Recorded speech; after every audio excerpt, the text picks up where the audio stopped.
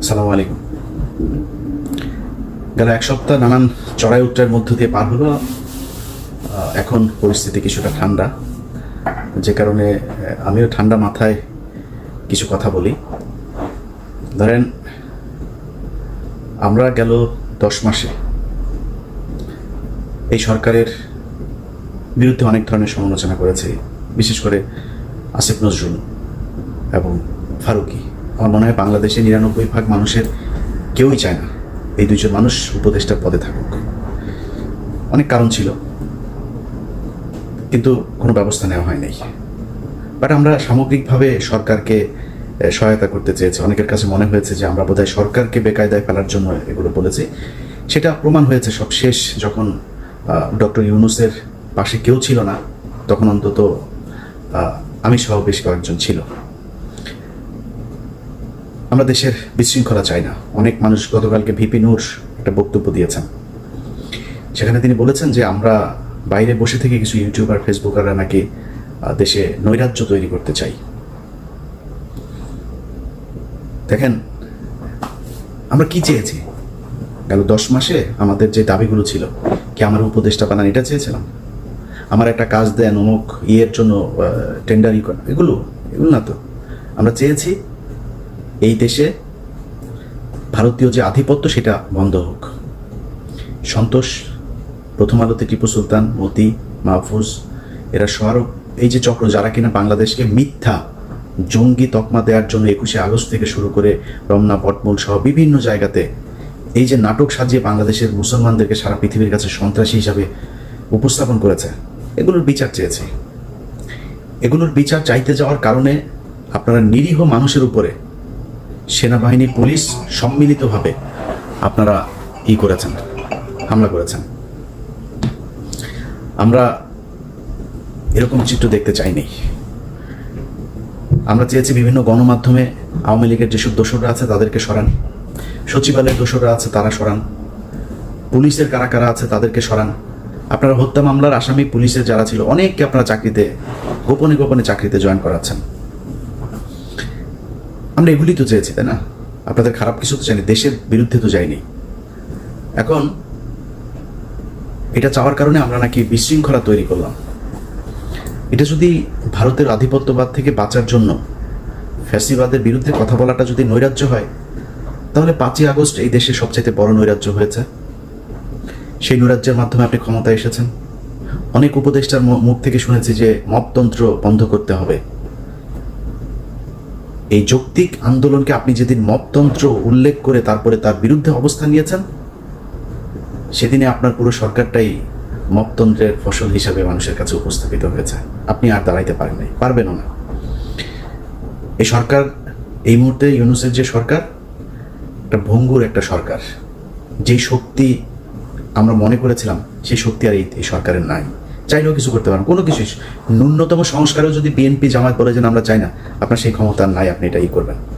কেন হলো এরকম? আমাদের যৌক্তিক দাবিগুলোকে আপনারা মব হিসাবে করেছেন। করতে হবে কেন? আমরা যে দাবিগুলো করেছি 5 তারিখের পরে, সেই দাবির জন্য মানুষকে মাঠে নামতে হবে কেন? আপনি ওই ফেনীতে যান, নুসরাত হত্যাকাণ্ড, আল্লাহর কসম করে বললাম, যদি নুসরাত হত্যাকাণ্ডের 1 তিল পরিমাণ কোনো ঘটনা সত্য হয়ে থাকে, জীবনে কোনোদিন ভিডিও করব না। 2022 সালে এটা নিয়ে অনুসন্ধান করেছিলাম, সেটা 5 তারিখের পরে আরও একবার দিয়েছিলাম। আমি ওইটা নিয়ে এখন থরোলি কিছু কাজ করছি, একদম ফিল্ডে গিয়ে তারপরে কিছু কাজ করছি। ওটা সময় পাই না, আপলোড দিতে পারছি না, ফাইনাল করতে পারছি না কাজটা। উচিত ছিল না 5 তারিখের পর এরকম চাঞ্চল্যকর কিছু ঘটনা, যেগুলো জানে মানুষ। বাবুল আক্তার এখনো পর্যন্ত চাকরি ফিরে পায়নি। এখন পর্যন্ত এই কি বলে হুমায়ুন আজাদ, এই বদমাইশের মামলায় আলেমরা জেলে। এখন পর্যন্ত ওই কোথায় রমনা, বটমূল, কোথাকার কোন এই জঙ্গি নাটক টাটক, এগুলির আসামিরা ইয়েতে বন্দি। 5ই মের ঘটনায় মামলায় আলেমরা বন্দি। বিএনপি জামাতের ছেলে পেলে এখন পর্যন্ত জেলখানায় বন্দি। কেন? এটার জন্য আন্দোলন করতে হবে? এটার জন্য আবার বিক্ষোভ করতে হবে, যমুনা ঘেরাও করতে হবে? কেন করেন নাই? অনেক কিছু তো করতে পারেন। আপনারা নুসরাতকে কয়েক ঘন্টার ব্যবধানে জেল থেকে ছেড়ে দিতে পারেন। আপনারা মুন্নি সাহারে ধরার পরে 5 হত্যা মামলার আসামি মুসলেখা নিয়ে ছেড়ে নিতে পারেন। মানে এটা কি খেলা নাকি? যা মনে চায় যেমন মনে চায় আপনার মন মতো করে আপনি চালাবেন, আর ওইভাবে মানুষ হা করে দেখবে। আমরা এই 10 মাস যে ছোটোখাটো করেছি, যারা আমাদেরকে মনে করেছে আমরা সরকারের বিরুদ্ধে কাজ করেছি, এই গত 1 সপ্তাহে আমরা প্রমাণ করেছি যে যারা আমাদেরকে বলতো আমরা নৈরাজ্য তৈরি করতে চেয়েছি, তারাই ইউনূসের বিরুদ্ধে অবস্থান নিয়েছে।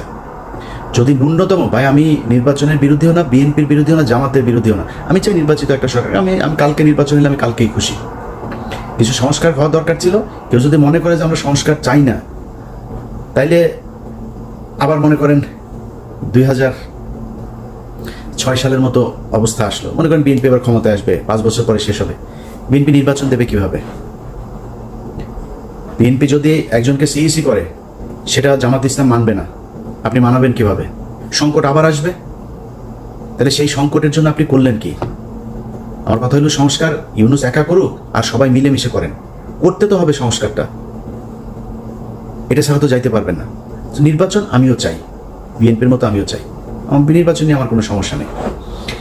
কিন্তু এই সরকারের যে কাজগুলো, যেটা তাদের ঘাড়ে দায়িত্ব দেওয়া হয়েছে, সেই দায়িত্বগুলো তাদের শেষ করতে হবে। তার আগে যদি আপনি নির্বাচন দেন, একটা দল ক্ষমতায় আসবে, সমস্যাগুলো আগের মতোই হবে। তো আমরা ইউনূসের পাশে দাঁড়িয়েছি কি, যে ইউনূস যদি নাকি এই মুহূর্তে না থাকে, তাইলে আন্তর্জাতিক অনেক ক্ষেত্রে আমাদের এই দেশটা সংকটের মধ্যে পড়বে। যে সুবিধাটা ভারত নেবে, আওয়ামী লীগ নেবে। আমরা এই কারণে চেয়েছি যে ইউনূস অন্তত এই সময়টাতে থাকুক, ইউনূসের পাশে এসে দাঁড়িয়েছি, প্রমাণ করেছি আমরা দেশের নৈরাজ্য চাই না। অথচ এই ইউনূস সরকার, আমার মতো একজন ব্যক্তি, আমি কয়েকবার এই সোশ্যাল মিডিয়াতেও বলেছি, আমার মামলাগুলো করে নাই, কেয়ার করি না, আমি মামলা নিয়ে আমি কিছুই করি না। আমার অনেকে আমার মামলার কাগজ চায়, মানে আমার ব্যক্তিগত সম্পর্কের খাতির অনেকে চায়, ভাই দেন মামলাগুলো করি না, সরকারের করতে হবে এটা। আমি যদি কালকে দেশে যাই, এই আসিফ নজরুলের বাপের ক্ষমতা আছে, আমার পুলিশ দিয়ে জিজ্ঞেস করবে ভাই আপনার মামলা কি আছে, ওর বাপের ক্ষমতা আছে, আমার ধরে নিয়ে যাবে, এত সোজা না। কিন্তু উচিত ছিল এই সরকারে আমার জিজ্ঞেস করা যে ভাই তোমার মামলাগুলো কি, আমাদের কোনো অবদান নাই। এই যে সরকার এসছে, আওয়ামী লীগের বিরুদ্ধে আমরা কিছু করি নাই, কিছুই করি নাই, জিজ্ঞেসও করেন নাই। কেন করেন নাই? কারণ এই সরকার আসার পর থেকে কিছু কিছু মানুষজন তার প্রত্যেক সম্পত্তি মনে করেছে এই সরকারটাকে। এমনকি আমি ছাত্রদের ব্যাপারেও আমার অনেক অভিযোগ আছে, আপনাদের সাথে যারা মাঠে ছিল তাদেরকে আপনারা অনেককে মাইনাস করে দিয়েছেন, এটা করার ঠিক হয়নি। আমি মনে করি তাদের অভিশাপে আজকের এই অবস্থা, এগুলো ঠিক করা উচিত ছিল। তো অনেক অভিযোগ আছে। ইউনূস সরকারের কাছে আমাদের দাবি থাকবে, আপনাদের কাছে হাতে যে সুযোগটা এই সরকার, এই দেশের মানুষ দিয়েছে এই সরকারকে, সেই সুযোগটা কাজে লাগান। আমার মনে হয় গত 5 তারিখের আগ থেকে আজকে পর্যন্ত এই 10 মাসে যদি আমি হিসেব করি, তাহলে এই দেশের কোনো কিছুই চেঞ্জ হয়নি। দুর্নীতি, লুটপাট বরং আগের চাইতে আরো বেশি হচ্ছে। এখন সমস্যাটা হয়েছে যে কয়দিন থাকবো, যা পাই তাই খাই, যে যারে দিয়া পারে। আওয়ামী লীগের কাছ থেকে নয়, বিএনপি, জামাতের, এরাও অনেকের কাছ থেকে আছে, ছাত্রদের মধ্যে অনেকে আছে। মানে দেশটা আসলে কারোরই না। মনে হয় এটা একটা ওই যে প্রবাসী স্ত্রীদের মতো বলে না, যে ওই যে কি সুন্দরী ভাবি কি পাশের গরিবের সুন্দরী বউ, গরিবের সুন্দরী বউয়ের মতো অবস্থা।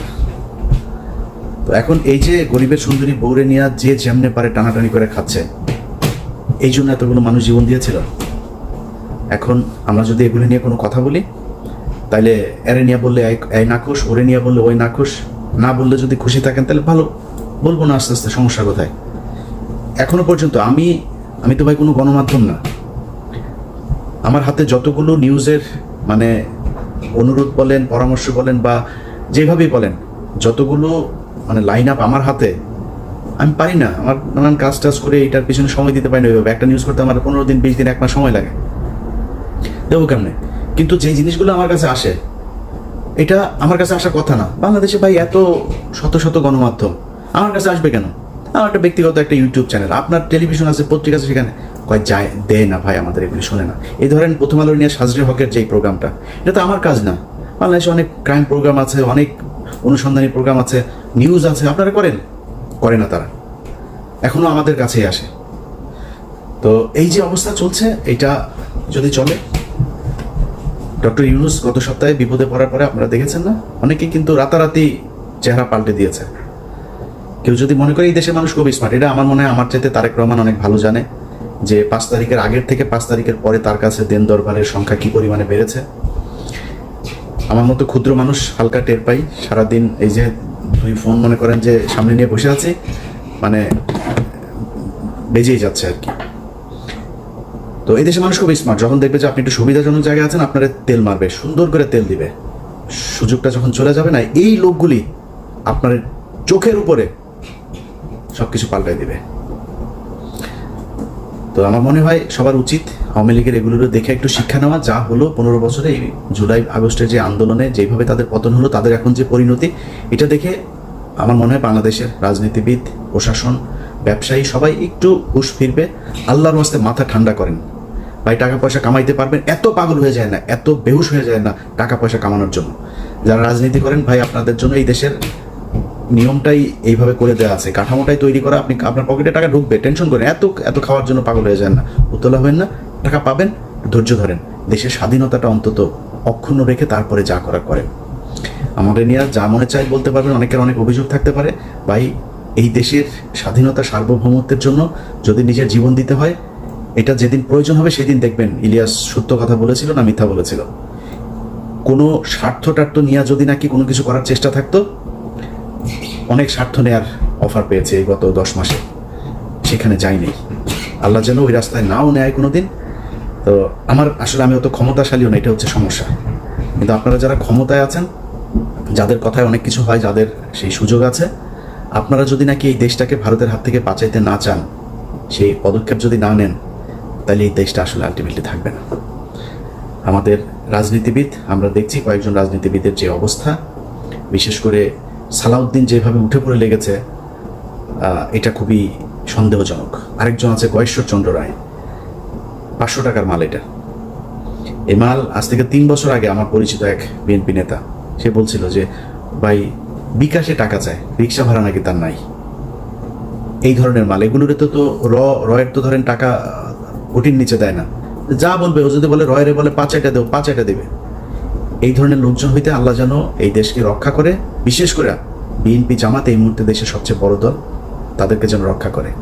আর ছাত্রদের প্রতি সবশেষ যে অনুরোধটা থাকবে, ভাই আপনারা বিএনপি জামাত এখন যতই মানে চ্যাটাং করুক না, 2 দিন আগে রাস্তায় বের হইতে পারে নাই, আপনাদের কারণে তারা বের হতে পেরেছে। আপনাদের প্রতি সম্মান আছে। আমারে বিএনপি কষ্ট পাক আর জামাত কষ্ট পাক, আমি আমার মৃত্যু পর্যন্ত আপনাদের প্রতি রেসপেক্টটুকু দেখায় যাব, যদি না আপনারা প্রথম আলো, ডেইলি স্টার আর এই ভারত আওয়ামী লীগের কাছাকাছি না যান।